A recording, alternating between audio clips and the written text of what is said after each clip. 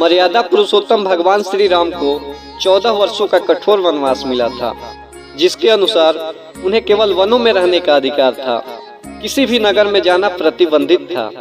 श्री राम ने अपने वचन का भली भांति पालन किया और 14 वर्षों तक अपनी पत्नी माता सीता और भाई लक्ष्मण के साथ वनवासियों के भांति जीवन व्यतीत किया।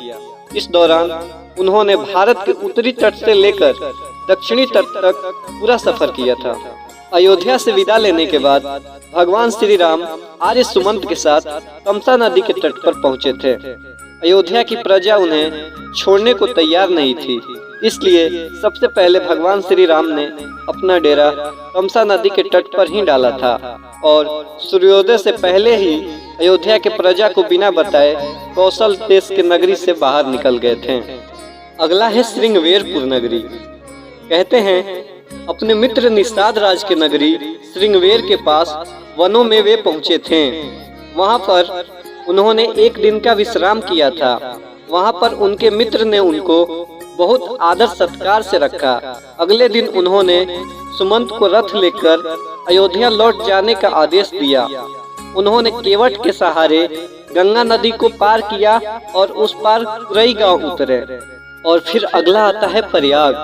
गंगा पार करके भगवान माता सीता और लक्ष्मण तथा निषाद राज के साथ प्रयाग चले गए। वहां त्रिवेणी की सुंदरता को देखा और फिर मुनि भरद्वाज के आश्रम में पहुंचे और उनसे अपने रहने के लिए उत्तम स्थान पूछा, जिन्होंने यमुना पार चित्रकूट को एक उत्तम स्थान बताया।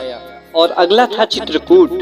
यहाँ उनकी भरत से मुलाकात हुई थी, जब भरत उन्हें वापस अयोध्या ले जाने आए थे, लेकिन यहाँ पर भी भगवान उन्हें वापस जाने के लिए कह दिए थे।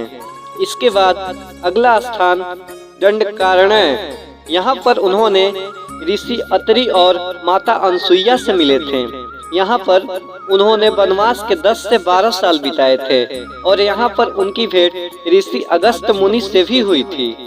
और आखिरी पड़ाव था पंचवटी।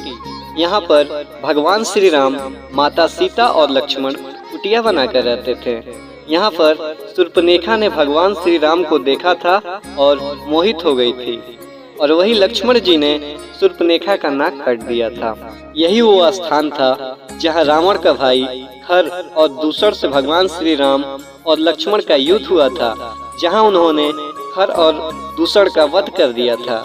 और यहीं पर रावण ने अपने मामा मारीच की सहायता से माता सीता का अपहरण कर लिया था। फिर यहाँ से भगवान किष्किंधा की तरफ निकल गए, जहाँ पर उनकी मुलाकात सुग्रीव और हनुमान जी से हुई। जय जय सिया राम।